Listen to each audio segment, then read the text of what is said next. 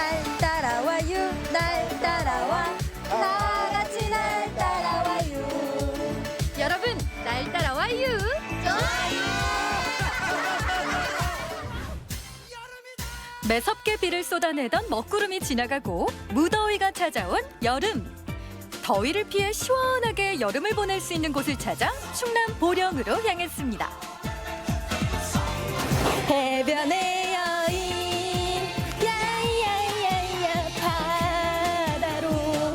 이 여름을 이렇게 보내기는 너무 아쉽잖아요, 여러분. 그래서 오늘 이 보령에서 무더운 여름을 시원하게 보낼 수 있는 방법을 제가 소개해드리려고 합니다. 저와 같이 떠나볼까요? 기다란 해안선을 따라 펼쳐지는 보령의 보물. 머드에 대한 모든 것을 보고 배울 수 있는 보령 머드박물관을 찾았습니다. 여기 뭔가 이렇게 색깔도 그렇고 신나는 분위기가 막 느껴지거든요. 안녕하세요. 네, 반갑습니다. 여기 어떤 곳인지 너무 궁금해요. 네, 여기는 이제 한번 둘러보시면 한눈에 다 보령 머드가 어떻게 하는 것을 이제 알고 느끼고 돌아가실 수 있는 공간이고요. 세기의 미인 클레오파트라의 아름다운 유지 비결이 바로 머드였다고 하는데요. 우리나라에선 보령 머드가 최고로 손꼽히고 있죠. 서해안 갯벌이 이제 세계 5대 갯벌로도 이렇게 널리 유명한데 축제에도 활용을 하고 다양한 이제 산업적인 이런 방면으로도 진출을 해서 다양하게 아무튼 활용이 되고 있습니다. 보령 갯벌에서 채취한 천연 머드. 세계적으로 이름을 알릴 수 있었던 이유는 뭘까요? 갯벌은 다른 바다에도 있잖아요. 그런데 보령의 머드가 그렇게 유명한 이유가 뭘까요? 여러 가지 이스라엘 사해상이라든가 뭐 캐나다나 이런 미국 쪽에 있는 그런 그 머드 성분보다도 훨씬 좋은 성분도 있다는 것이 이제 증명이 돼서 또 이것을 널리 알리고 홍보하기 위해서 또 98년도에 그 머드 축제도 개최하게 된 계기가 되었던 거죠. 머드 분수에서 쏟아지는 차가운 진흙에 온몸을 적실 수 있는 보령 머드 축제. 어느새 우리나라의 대표 축제로 자리 잡았는데요. 올해는 아쉽게도 안전을 위해 온라인 축제로 진행됐다고 합니다.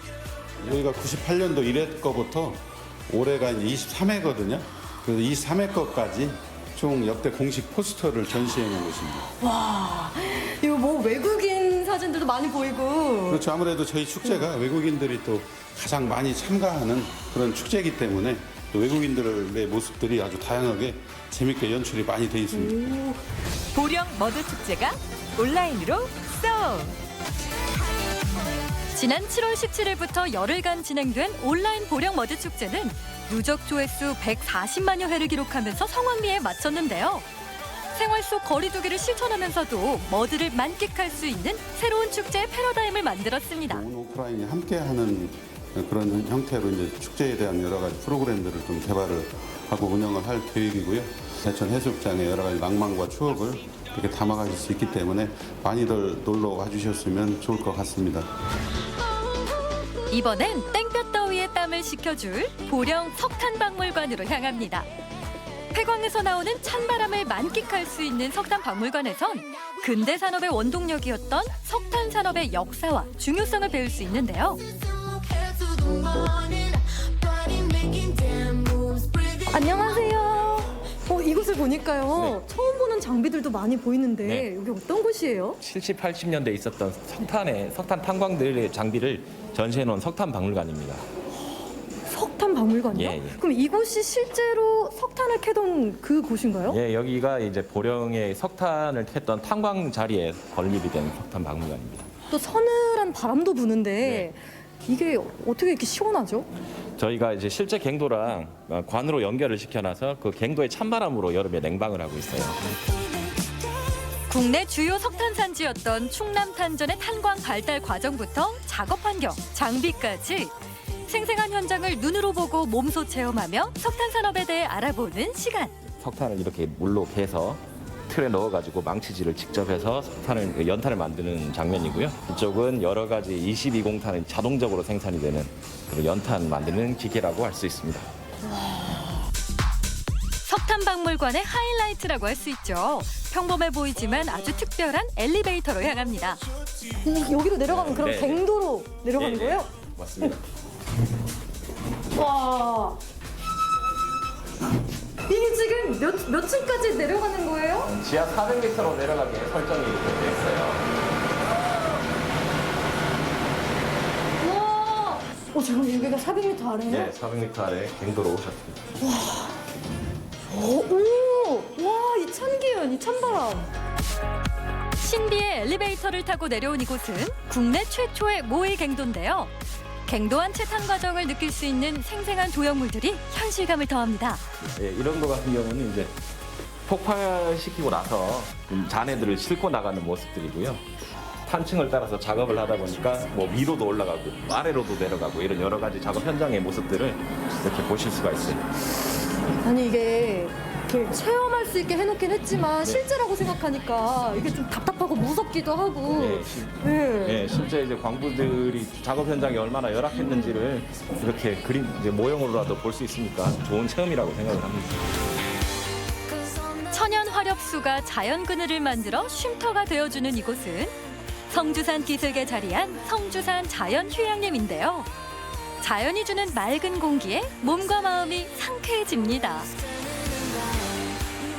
안녕하세요. 아, 예, 안녕하세요. 야, 여기 참 푸릇푸릇하고 너무 좋은데. 아, 예, 너무 좋은 곳이죠. 네네. 여기 성주산 자연휴양림은요, 원래 석탄을 캐던 광산 지역이었었어요. 석탄 산업 합리화 정책에 의해서 폐광이 되면서 1991년도에 산림청에서 이곳을 자연휴양림으로 지정돼서 지금까지 관리 운영되고 있습니다. 데크를 따라 산책 코스를 걸으며 여유롭게 산림욕을 즐겨보는데요. 공기도 좋고 정말 아름다운 산이네요. 예, 사시사철 언제나 이 산을 즐길 수 있고 숲을 즐길 수 있다는 것입니다. 봄에는 벚꽃이 이 탐방객들을 환영해주고, 그리고 여름에는 이렇게 물이 너무 많이 내려오고 아주 시원해 보이죠?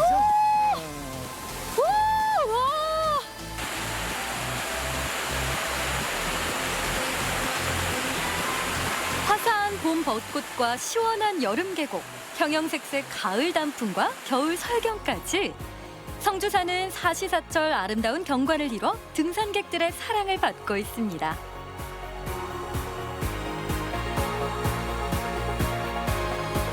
이야, 이 울창한 숲은 어떤 곳인가요? 예, 여기가 바로 편백나무 숲으로 이루어진 건강에 들어간 휴양림입니다.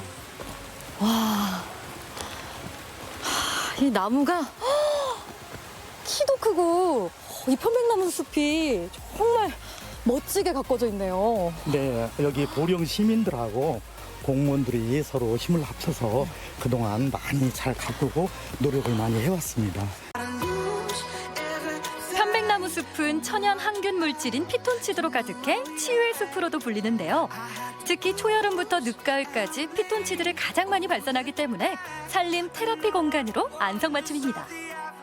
여기 뭐가 있네요? 아, 여기는 바로 누워서 쉬는 그러한 시설이거든요. 한번 누워보시겠어요? 좋죠. 나무가 우거져 있어요. 네, 또 다른 기분이죠. 이게 바로 숲의 가치입니다. 와, 이 산을 정말 걷고 느끼고 숨 쉬면서 행복해지는 그런 휴양림인 것 같아요. 숲이 그리고 자연이 주는 공짜로 주는 선물, 건강과 그리고 행복 듬뿍 받아가시기 바랍니다. 깊어가는 여름, 지친 심신을 달랠 수 있었던 보령에서의 시원한 여름나기. 더위 속 잠시 쉬어갈 수 있는 곳, 여름이라서 더 좋은 보령에서의 하루였습니다.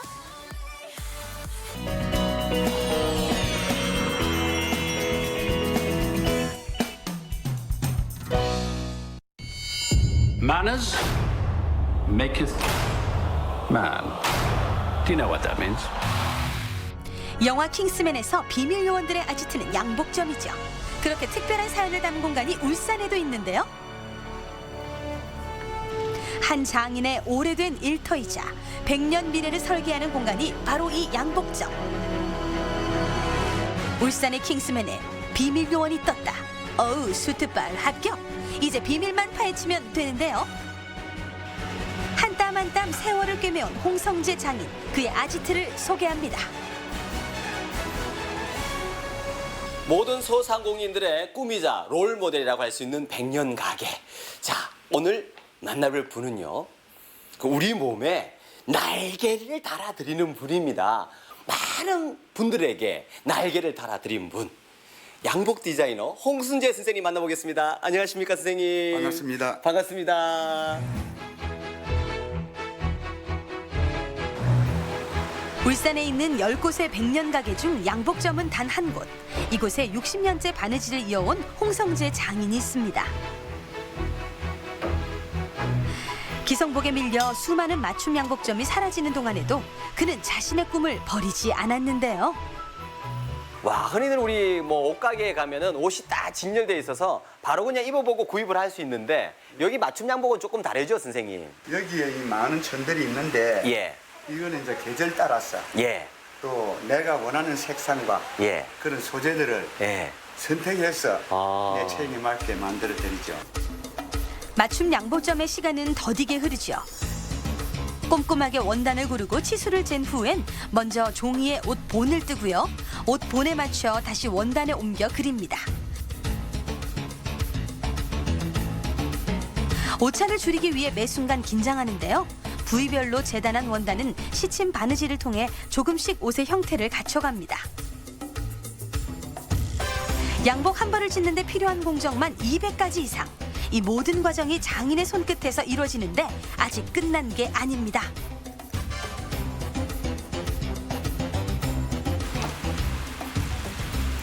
와, 예, 네, 이렇게 예, 아까 그 재단을 해가지고 이렇게 시쳐서 전부 가봉을 만듭니다. 네. 맞추신 손님이 오셔서, 오시면 이제 예, 입어보고 그다음에 품이 자기 마음에 드는지, 길이가 길이가. 마음에 드는지, 아. 소매 길이는 어떤지 손님과의 대화 속에서 네. 손님이 원하는 선을 찾아내죠.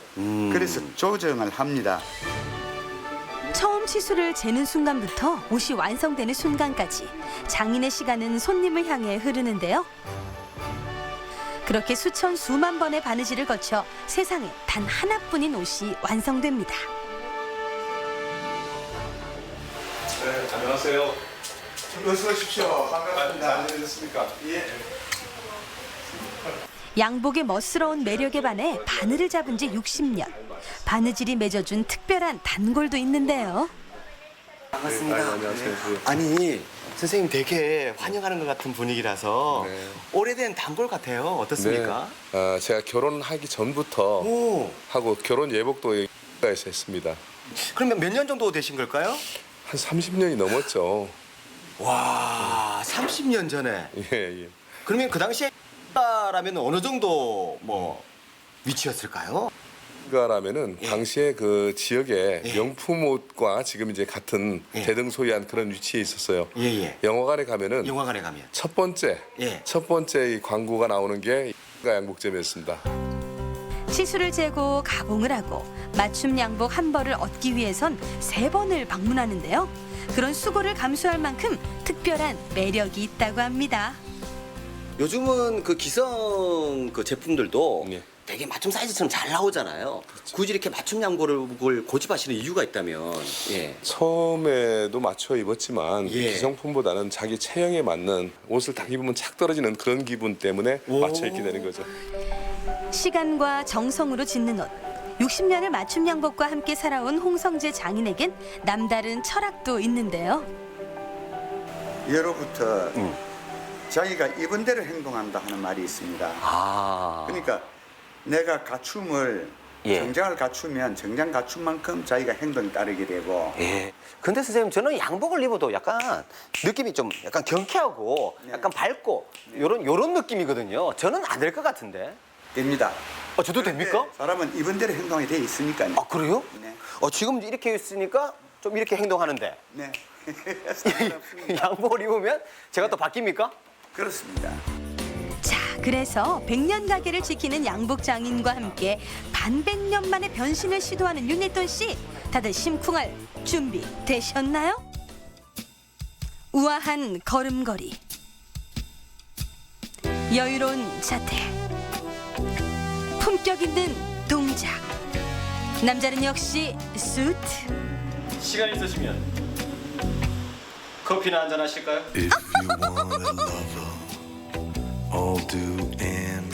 사람들에게 날개 같은 옷을 만들어주는 동안 홍성재 장인에게도 소중한 옷이 많이 생겼다는데요. 그리고 선생님 여기 있는 양복들은 또 특별한 또 의미가 있는 양복들이라면서요? 그렇습니다. 예. 이 양복은 소상공인 기능 경진대회에서 네. 이거는 대회장상을 받은 겁니다. 아, 대회장상. 네. 예. 그리고 예. 이 펜은 예. 비스포크 테일러라는 예. 지정점에만 이 비치되는 오. 그러니까 예. 전문 예. 맞춤 양복점에 예. 인증서를 준 거죠. 울산 같으면은 예. 10개 미만입니다. 아, 예, 그렇군요. 울산 전체에. 전체 10개 미만에 예. 근데 타이틀이 있는 거고. 그렇고 예. 요거는 소상공인 예. 손 바느질 부분에서 예. 이게 우수상을 했던 건데요. 아, 선생님께서? 작년에 한 겁니다. 작년에요? 예. 그리고 또 저쪽에 보시면 예. 있는데 예. 이거는 95년도에 1995년도에 받은 상입니다. 오래된 작품. 아, 그렇군요. 예. 그 매대마다 선생님 그러면 그 출전하셔가지고 네. 또 선생님의 기량을 또 뽐내시고 네, 한번 또 맞습니다. 도전해 보시는 거 아니요? 그렇습니다. 전국에서 온 최고의 기술자들의 그분들의 장점도 또 배우거든요. 오. 그래서 매년 참가하는 거는 배우기 위해서 또 내 것도 보여주고 배우기도 하고 그렇게 합니다. 여전히 배울 게 많다는 홍성재 장인. 가난 때문에 공부를 포기하고 기술을 배워야 했던 어린 소녀는 그렇게 최고의 장인이 됐습니다. 그럼 선생님께서 이 맞춤 정장, 그러니까 양복의 세계로 처음 들어온 지가 한 몇 년 정도 되세요?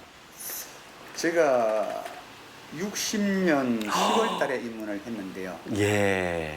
하면 할수록 어렵고 어려우니까 재밌고 그래서 오늘까지 하는 거예요.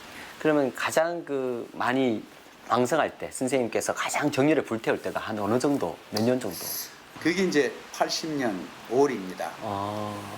그때부터 엄청나게 했죠. 네. 우리 직원이 27명, 8명 있었는데 밤 2시까지 야간 작업하고 예. 그렇게 많이 했습니다. 80년대가 그러면 선생님의 제일 전성기였네요. 그렇습니다. 많은 이들이 맞춤 양복을 잊었지만 홍성재 장인은 오늘도 새로운 미래를 준비하고 있습니다. 100년 가게를 이어갈 제자를 모집 중인데요. 자신의 모든 기술을 전수한 후 가게 운영을 맡길 계획이라고 하는데요. 선생님에게 있어서 이 맞춤 정장, 이건 어떤 의미가 있을까요? 그거는 내 분신이죠. 한 점 한 점이 내 분신과 같습니다. 그래서 제가 만든 옷은 거리에서 만나도 제가 제작한 걸 압니다. 네. 양복 한 벌을 만들기 위해 필요한 1만 번의 바느질. 홍성재 장인은 수많은 옷을 지으며 그렇게 한 땀 한 땀 세월을 이어왔습니다. 그가 꿰매온 시간이 100년의 약속으로 이어지길 응원합니다.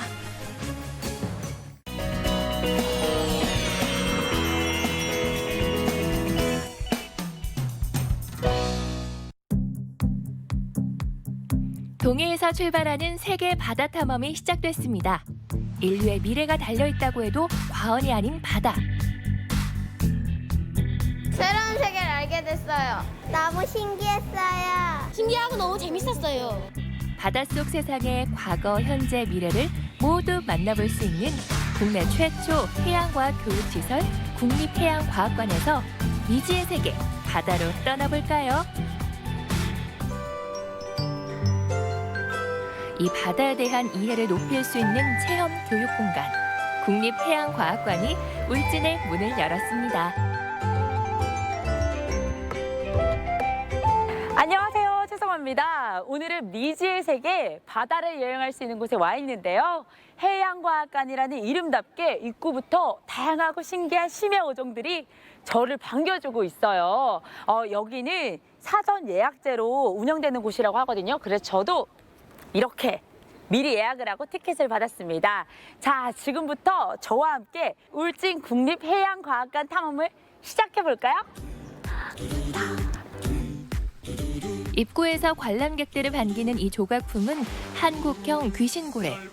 과거 우리 동해 바다를 누비며 자주 만날 수 있었던 고래였지만 지금은 자취를 감췄죠. 전시장 입구에서도 대형 고래 설치물이 반기는데요. 공의 이동을 통해 바다 생태계의 먹이사슬을 보여준다고 합니다. 진짜 예쁘다. 여기 보면요. 나는 해저가 세상에서 가장 멋진 장소라고 생각했다라고 적혀 있거든요. 저도 오늘 그렇게 느끼고 있어요. 너무 멋지고 너무 예뻐요. 심해 바닷속을 걷는 듯한 이 터널을 지나는 동안 정말 깊은 바다로 떠나는 기분이 드는데요. 오션홀을 통과하면 이렇게 다양한 전시 공간들을 차례로 만나볼 수 있습니다. 본격적인 전시구역에 도착했는데요. 아무래도 해양과학이다 보니까 저 혼자 대충 이렇게 둘러보면 모르겠어요. 아는 만큼 보인다는 말이 있죠. 알고 볼수록 더욱 재미있는 게 전시 관람이잖아요. 그쵸? 도와주세요, 선생님. 네, 제가 도와드리겠습니다. 반갑습니다. 안녕하세요. 반갑습니다.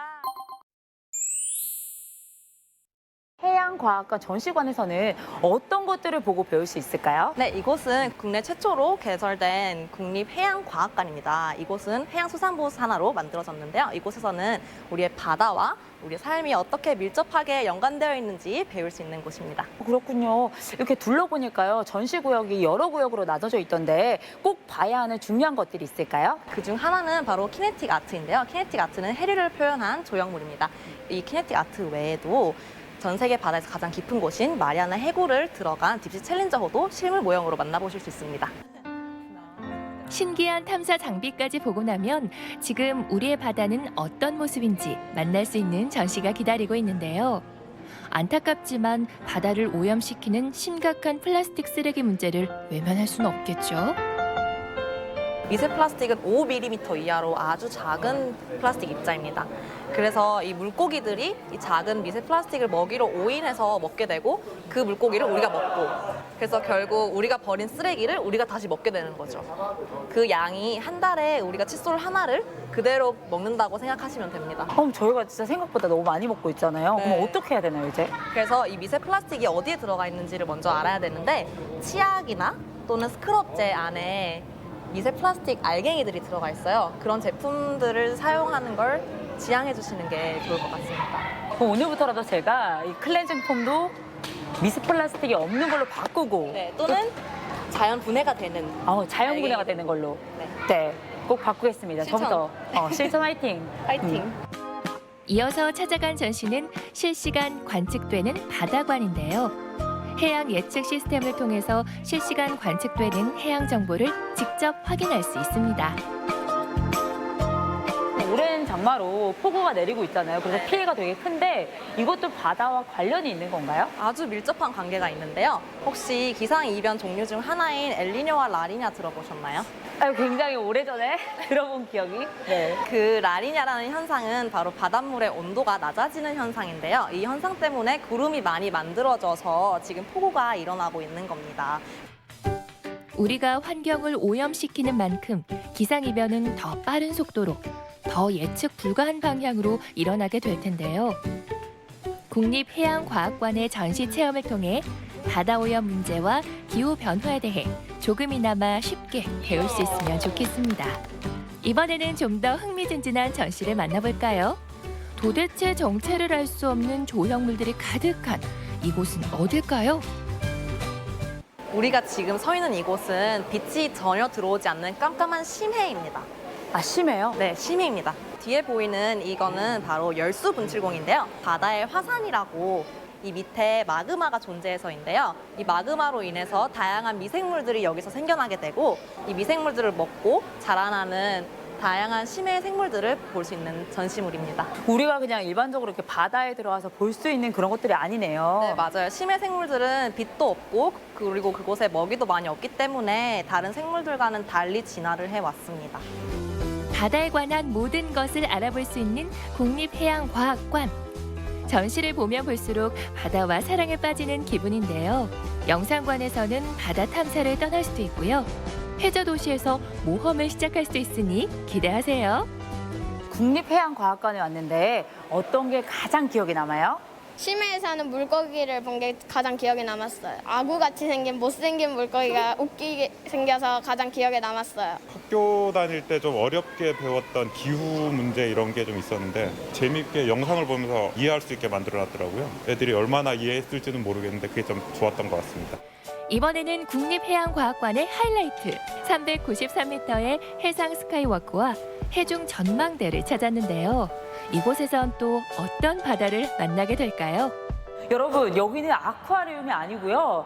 바로 국립해양과학관의 랜드마크라고 할 수 있는 해중 전망대의 수심 6m 아래에 있는 진짜 동해 바다를 보실 수 있는 곳입니다. 완전 신기하죠? 수심 6m 바닷속을 직접 눈으로 관찰할 수 있는 곳. 비가 오고 흐린 날씨에도 다양한 물고기들을 만나볼 수 있었는데요. 어떤 바다 친구를 만나게 될지 모르니 더 설레고 기대되는 곳입니다. 바닷속 풍경을 봤으니 이제 먼 바다를 살펴볼까요? 2층 해상 전망대에서는 독도의 모습도 확인할 수 있다네요.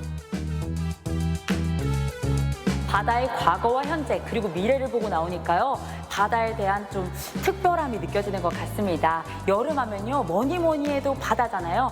바다에 대한 애정이 조금 더 깊어질 수 있는 곳. 바로 울진 국립해양과학관입니다. 당분간은 무료 입장이 된다고 하니까요. 빨리빨리 서둘러 주시고요. 바다에 대한 모든 것을 직접 오셔서 확인해 보세요. 전시, 체험, 영상으로 배우는 바다의 모든 것이 기다립니다. 아름다운 울진 바다와 함께 국립해양과학관에서 알찬 여름 보내세요.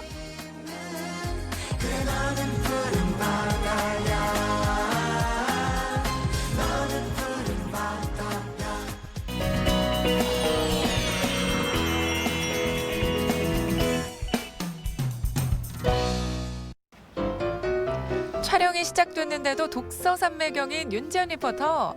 그런데 읽고 있는 책이 어째 범상치 않아 보이네요. 아니 여러분, 이 책이요. 저희 집안 대대로 내려오는 아주 귀중한 책인데 저희 할아버지께서 위급한 상황이 생겼을 때 꼭 한번 꺼내서 읽어보라고 하셨거든요. 아니 근데 제가 지금 보니까 훼손된 부분도 많고 이게 안 보이는 부분도 있고 한문도 많은 게 도대체 무슨 내용인지를 모르겠어요. 지현 씨, 그럼 한번 그 박물관 한번 찾아가 보세요. 아마 그분이 해결해 주실 거예요. 응? 그분이요? 그분이라. 아니 또 박물관에 또 왜 가는 거예요? 깜짝이야. 여기가 어디예요? 뭐 하는 데지? 약간 지하 같기도 하고. 아니 여기가 어디예요? 네, 여기는 원주시 역사박물관에 이제 유물을 보존 처리하는 보존과학실입니다. 유물을 보존 처리하는 보존과학실. 아니 근데 어쨌든요. 제가 지금 이 책의 비밀을 찾고 있는데 아니 보이시죠? 여기 글씨가 하나도 지워져서 안 보이는 거예요. 아니 근데 그분을 만나러 가라고 그러던데? 그러면은 잘 찾아오셨어요. 여기는 원주시에서 소장하고 있는 이제 지류 유물들을 보존 처리하는 곳이거든요. 이제 제가 잘 보존 처리해 드리겠습니다. 보존 처리? 네. 보존 처리가 뭐예요? 네, 보존 처리란 이제 우리가 알고 있는 흔한 유물, 문화재 이런 것들을 이제 전시나 연구를 할 수 있게끔 이 물리적인 수리를 가해주는 작업이에요. 그래서 저희가 박물관에서 와서 전시를 통해서 관람하는 유물들은 대부분 이런 보존 처리 과정을 거친 유물들이라고 할 수 있습니다.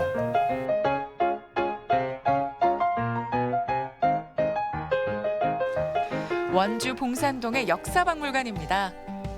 강원도에서도 유일하게 지류문화재 전문 보존 처리 시설이 있는 곳인데요. 이곳에서 이민경 학예연구사가 고문서 복원 작업에 한창입니다. 고문서 복원 작업은 보존 처리 전 동영상 현미경을 통해 유물의 훼손된 상태를 조사한 후 한지의 오물을 제거하는 세척 작업과 훼손된 부분을 복원하는 복원 작업으로 이루어지는데요. 아니 잠깐만요. 제가 옆에서 보니까 이 작업을 굉장히 섬세하게 여러 가지를 하시는데 이 복원 작업이라는 게 굉장히 까다로운 작업 같거든요. 근데 이게 어떻게 이루어지는 작업이에요? 일반적으로 이제 유물이 들어왔을 때 그것이 어떻게 훼손돼 있다라는 거를 진단하는 상태 조사를 제일 먼저 꼽을 수 있고, 그 다음에 그 자료의 어떤 오물을 제거하는 세척 작업, 그리고 훼손된 부분을 복원하는 복원 작업, 이렇게 세 가지로 분류할 수 있을 것 같습니다.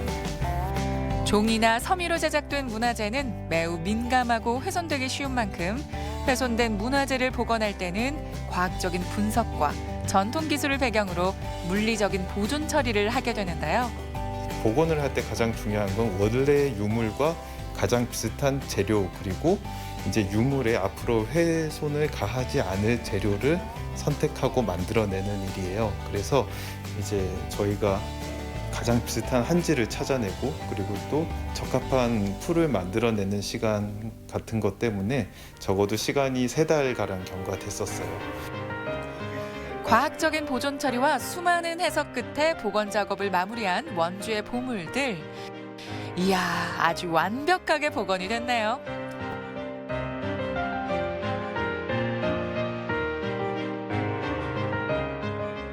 어떤 보존의 대상으로 생각해야 된다는 부분을 제가 좀 강조하고 싶어서 특별히 이 자료를 보존 처리했고, 이제 지류 유물을 보존 처리하기 위한 풀이라고 할 수 있는데, 이제 저희가 밀가루를 삭혀서 그리고 불에 쏜 다음에 다시 10년 정도 삭히면서 풀에 있는 이물질을 모두 걸러내고 그것을 이제 유물 보존 처리에 써서 이제 지류 유물이 가장 안정된 형태로 접착이 되게 만드는 그런 풀이라고 할 수 있습니다. 지금 여기서 전통 방식으로 한지가 만들어지고 있는 것 같거든요. 한지 공장인 것 같은데 얘기하신 것처럼 복원 과정 중에 재료가 굉장히 중요하다고 하셨잖아요. 그중에 종이도 굉장히 중요한 거잖아요. 이제 원주 원시 유물을 보존 처리하면서 저희가 원주에서 제작된 한지를 사용하면은 훨씬 더 역사적으로나 아니면은 그 유물의 의미로 쳤을 때 가치가 있다고 생각해서 저희가 원주에서 나는 한지를 사용하게 되었고요. 원주 역사박물관에서는 원주 원시 운곡대종회에서 기증한 고문서들을 복원 중에 있는데요. 유물 236점 중 고문서인 종이유물 복원에 도무역문화재 제32호인 장은열 원주 한지장의 수제한지를 사용하고 있습니다. 옛날 방식 그대로 만든 그 재현을 한 이런 한지거든요. 그 제가 만든 한지로 원주원시 집안에서 나온 유물들을 복원을 하는데 제가 만든 한지로 쓰여졌다는데 저는 아주 상당한 그 자부심과 아주 마음이 아주 대단히 저는 아주 고맙습니다. 한 가문의 재산이기 이전에 원주 시민의 재산이라는 생각으로 400여 년 가까이 내려온 집안의 유물을 선뜻 기증한 원주 원시 운곡대종회. 원주 원시의 유물이긴 하지만은 이것은 원주의 옛날 선조들이 만드신 하나 유물이란 말씀이죠. 그래서 원주 시민 모두가 다 같이 공유해야 되지 않느냐 이런 생각을 하고 기증했던 겁니다. 원주의 가장 대표적인 가문인 원주 원씨가 자기 가문의 어떤 자료들을 한꺼번에 이렇게 기증했다는 거는 이 저희 원주 박물관 그리고 원주 지역의 입장에서 굉장히 사료적으로 높은 기여를 했다고 할 수 있습니다. 운곡시사, 그 운곡시사의 원본이 이번에 기증한 유물 중에서 이제 또 발견됐다는 게 굉장히 큰 성과라고 할 수 있어요. 원주의 뿌리를 둔 고문서부터 근래 지류 작품들까지 원주의 보물들이 우리 후손들에게 온전히 전달되기 위해선 보존과학의 역할과 중요성에 대해서 우리가 더 많은 관심을 갖고 공감대를 확대해 나가야겠습니다. 저는 오늘 이런 생각이 들었어요. 우리의 지나간 역사는 굉장히 중요한 거잖아요. 그렇다면 이런 질문은 어떨까요? 복원이 주는 의미와 그 역사적인 가치는 어떤 게 있을까요? 이제 저는 박물관에서 이제 유물 관리와 보존 처리를 하고 있는데 이제 저희가 박물관에서 이렇게 보존 처리한 작품들은 이제 항상 전시를 통해서 시민들에게 공개하고 있어요. 그래서 앞으로도 이런 활발한 복원 사업과 그리고 전시를 저희가 예정하고 있으니까 시민들께서 박물관에 많이 찾아주셔서 이런 전시 많이 구경해 주셨으면 하는 게 저희 바람입니다. 현재 역사박물관에 소장된 지류유물만 무려 23,000여 점. 그동안 700여 점의 유물들을 보존 처리하며 훼손된 문화재의 수명과 연구 가치를 높여오고 있는데요. 앞으로 이러한 노력들이 꾸준히 이어져서 지역 문화재의 체계적인 관리와 보존이 이루어지길 기대하겠습니다. 네, 여러분 오늘은요 고문서를 정성스레 복원하는 보건연구사 이민경 씨를 만나봤습니다. 이 고문서 보존 처리가 주는 의미는요, 자칫하면 사라져버릴 수도 있는 옛 이야기들을 지금의 현재로 되살린다는 면에서 굉장히 중요한 의미가 있다고 할 수 있는데요. 보건연구사 이민경 씨, 앞으로도 쭉 옛 이야기들 잘 보존해 주시기 바라겠습니다.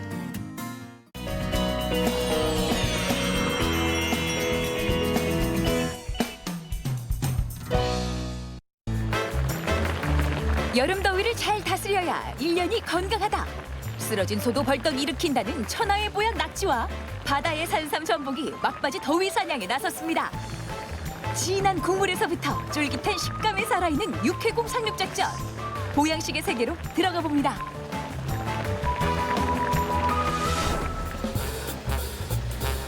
이른 아침부터 주인공 맞이에 분주합니다. 수족관을 가득 채울 오늘의 주인공 바다의 신사 낙지 납시오. 이야, 싱싱함이 보이네요. 이야, 손을 휘감는 거 물론이고 그냥 빨리빨리 힘이 얼마나 좋은지 쫙 달라붙는 게. 힘이 느껴지시죠? 왜 아니에요. 그냥 보고만 있어도 힘 소리가 저절로 나네요. 힘 좋은 낙지 보고만 계실 거예요. 들어가서 식사를 하셔야죠. 야, 그럼 들어가 볼까요? 낙지는 넣고 들어오시죠. 아, 이건 놓고. 들어가시죠. 이제 맛보셔야죠. 여름 보양식에 낙지가 좋다는 얘기는 들었지만 이 정도로 사랑을 받을지는 몰랐습니다. 연하면서도 쫄깃한 식감하며 낙지는 어떻게 먹어도 본연의 담백한 맛이 살아있는데요. 콧등에 소복하게 땀이 나는데도 계속 숟가락을 부르는 별미 중의 별미입니다. 어쩌면 이렇게 먹음직스럽게. 너무 맛있어요. 이 맛은 노래가 절로 나옵니다. 찐이야. 낙지 찐이야. 캬, 노래 실력 진짜 찐입니다. 낙지 보양식의 대명사 하면 뭐니 해도 연포탕이죠. 낙지와 채소의 콜라보레이션, 거기에 저절로 나오는 탄성까지. 이거 하나 먹고 나면 힘이 불끈불끈. 나 이제 여름이 하나도 안 무서워요. 연포탕이 최고죠. 땀 흘리고 나면은 그냥 시원하고 속이 뻥 뚫리는 기분입니다. 알았어요. 최고예요. 그 맛 한번 봐야겠네요. 두부를 넣어 맑게 끓이던 장국이 연포탕의 유래라는데요. 무태서는 소고기를 넣고 바닷가에서는 이렇게 빨판 힘 좋은 싱싱한 낙지를 넣어서 먹었다고요. 연포탕 하면 국물 아니겠어요? 끝내줍니다. 아, 벌써 이 국물이 발그레한 빛을 띠는 게 이제 먹을 시간 됐다라고 그냥 알려주네요. 아, 양 뜨끈한 국물을 들이키는데도 시원하다라는 소리가 저절로 나오는 게. 건고추도 들어가고요. 다시마도 들어가고요. 무, 네. 대파, 뭐 여러 가지 야채가 많이 들어갑니다. 연포탕은 각종 채소에 싸먹는 맛이 또 일품이죠. 어쩜 이렇게 오동통한데도 질긴 게 아니라 쫄깃하면서 그 여들여들한 맛이. 낙지 드시고 육수를 드시면은 더 깊고 좋은 맛이 나실 거예요. 낙지 본연의 담백한 맛이 그대로 살아있습니다. 그대로 이 자리에서 박자고 일어나도 벌떡벌떡 그냥 힘이 솟을 것 같은 그런 맛. 야, 몇 바퀴를 돌아도 될 것 같은. 이래서 낙지 하는 건가 봐요. 낙지의 힘을 느끼시나요? 요건 또 뭘까요? 이 집에서만 맛볼 수 있다는 보양식 갈락쟁반입니다.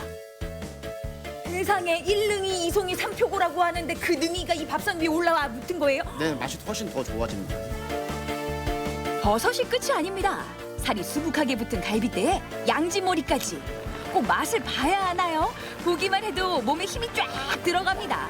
여기에 오늘의 주인공 낙지까지 올라가면 갈락쟁반 완성. 재료 하나하나가 살아있어요.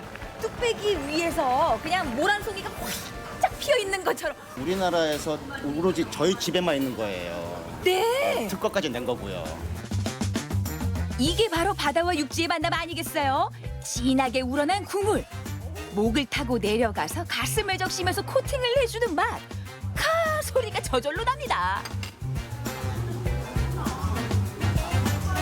어우, 그 갈비 개운한 맛에 요 낙지며 버섯이 주는 그 시원한 맛이 이렇게 잘 어울릴 수 있는 거예요? 네, 이거 한 그릇이면은 올 여름 더위 싹 물러납니다. 씹는 맛만 있는 줄 알았는데 뜯는 맛까지. 고기도 낙지도 부드러워서 남녀노소 모두에게 안성맞춤 여름 보양식입니다. 이열치열, 이런 게 바로 진정한 뜨거운 맛이죠. 야, 이 힘나는데 낙지 이거만한 게 없네요. 힘나시죠? 뚝배기의 핑콘, 갈락쟁반에 이끌려 저절로 다시 찾게 된다는 사람들. 더위는 날리고 활력은 채웁니다. 여름에는 이만한 보양식이 없는 것 같아요. 요 낙지가 쓰러진 소도 벌떡 일어나킨다고 하잖아요. 그 소고기 갈비랑 먹으니까 더욱더 극대화되는 것 같아요. 힘나요. 어디서 맛볼 수 없는 한상의 조합입니다. 최고예요, 최고. 육해공 상륙작전. 낙지에 대적할 또 하나의 재료가 있었으니 명실상부 뚝배기 보글보글 끓여 나오는 삼계탕 아니겠어요? 더위 이기려면 일주 일 삼계탕은 기본이죠. 워낙 보들보들해서 뜯을 것도 없어요. 일을 이제 일치킨 하시잖아요. 그쵸. 네, 네. 이제는 여름철에는 삼계탕으로 치킨 대신 삼계탕으로 이제 몸보신 하시면서 기가 막히게 또 여기 삼계탕 안에 전복까지 들어있어요. 닭과 전복이 어우러진 전복 삼계탕. 오늘 주제가 왜 육해공 상륙작전인지 아시겠죠? 이 소리만으로도 게임 끝입니다. 삼계탕 먹기 딱 좋은 날씨죠?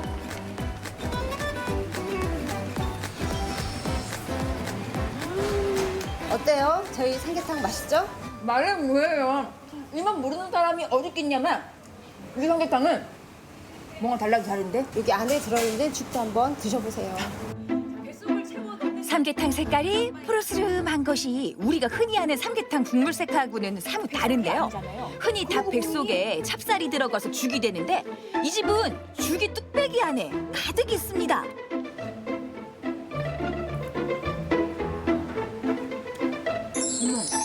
빛깔부터 심상치 않더니 밥 알도 그냥 탱글탱글하니 또 구수한 것도 어떻고요?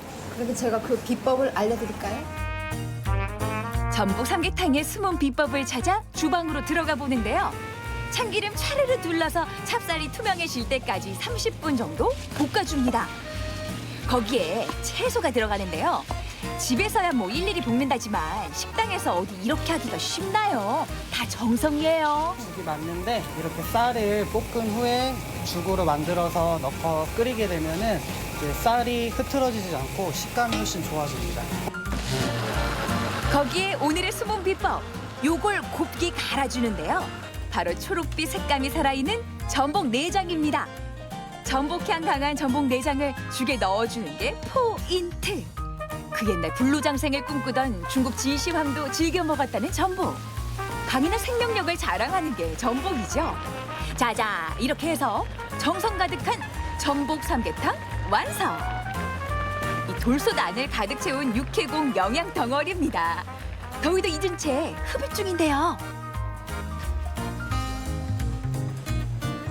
그냥 삼계탕이랑은 좀 달라요. 고기가 냄새도 하나도 안 나고 쫄깃쫄깃 육질도 살아있는데 제가 밥을 좋아하거든요. 근데 밥이 탱글탱글하게 살아있어서 맛있어요. 이 삼계탕에 전복까지 들어가고 그러니까 더 건강해지고 더 깊은 맛이 나고 아주 맛이 좋습니다. 전복 요리의 온도차, 뜨겁거나 차갑거나 뚝배기 요리를 맛봤으니까 이번엔 시원한 전복 물회로 더위를 이겨볼까요? 다른 해물 없이 오로지 전복으로만 물회 쟁반을 가득 채웁니다. 채소는 더 아삭하게, 육수는 시원하게, 오독오독 씹히는 전복에 머릿속까지 얼얼해지는 이 새콤달콤 얼음 육수 한 방. 이 여름 신의 한 수죠. 전복 삼계탕으로 속을 데워주고 전복 물회로 땀을 싹 식혀준다면 이보다 더 완벽한 조합이 있을까요?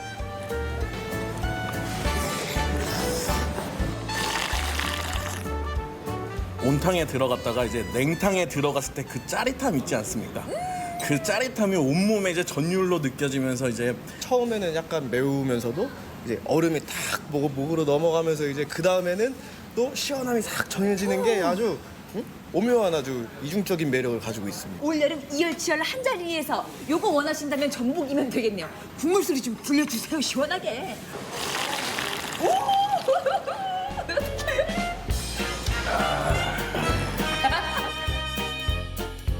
더위를 잘 다스려야 남은 계절을 건강하게 이겨낼 수 있습니다.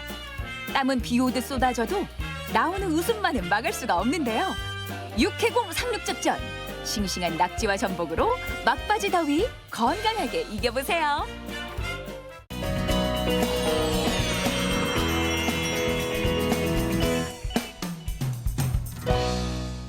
아니 여러분, 과일에서 한 가지, 10가지, 아니 무려 100가지의 맛과 향을 내는 그런 신묘한 과일이 있다고 합니다.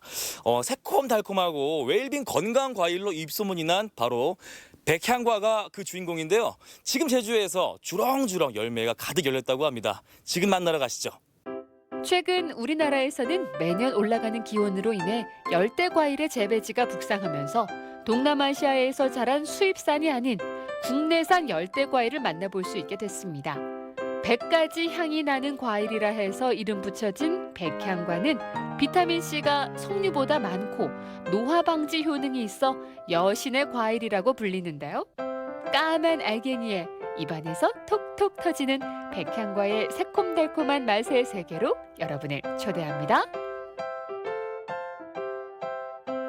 제주시 서늘리의 한 과수농가.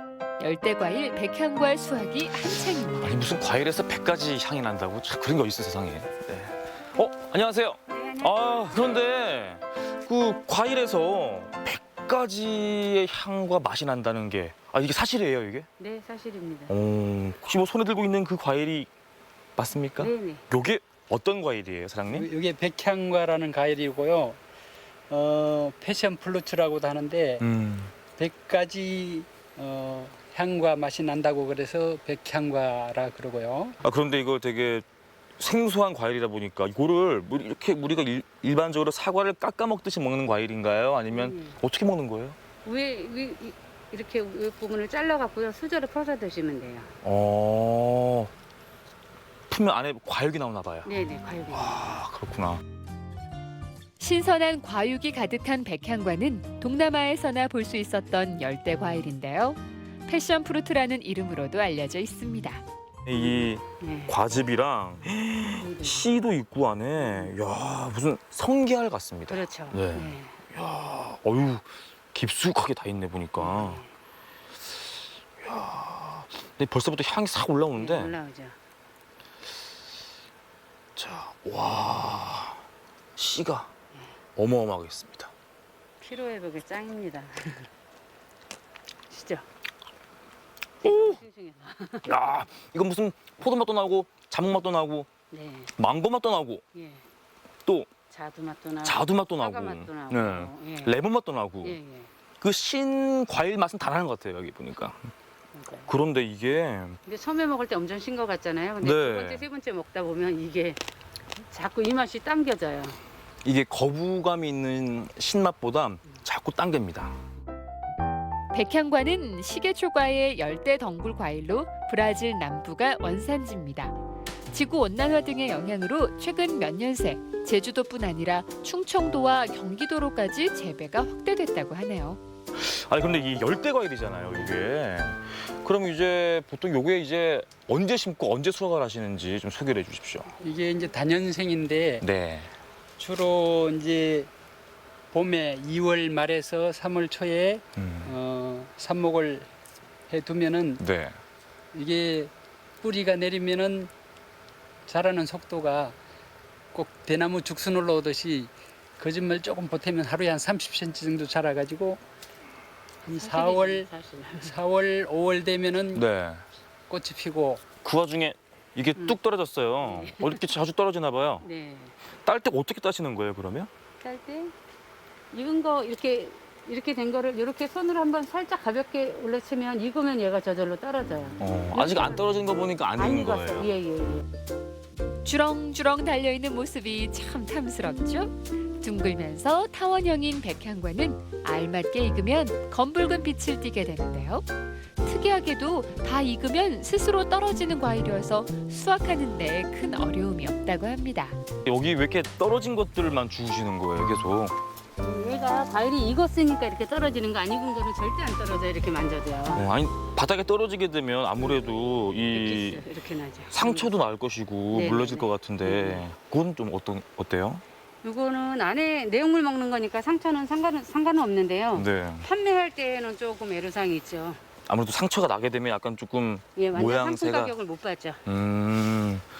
이렇게 아까 다니면서 보면 빨갛게 익은 거는 이렇게 하면 떨어지잖아요. 그건 완전 네, 익었다는 거니까 그런 거는 상품으로 내보는 거. 요거는 약간 비품이나 제가 이제 백향과 청도 만들고 다른 요리로. 탱글탱글한 알맹이가 씹히는 맛이 일품인 검보랏빛 열대과일 백향과. 비타민C가 많이 들어있어 피로회복과 변비, 피부 노화에도 좋다고 하는데요. 풍부한 과즙과 씹을수록 다른 맛이 계속 나는 신비한 과일 백향과는 씨가 오독오독 부담 없이 씹히는 맛이 일품입니다. 또 한 번 먹으면 자꾸자꾸 손이 가는 새콤달콤함에 중독이 되고 만다는데요. 우리들의 입맛은 물론 건강까지 챙겨주는 우리 땅에서 자란 탐스러운 열대과일 백향과 먹고 건강한 여름 나보는 건 어떨까요?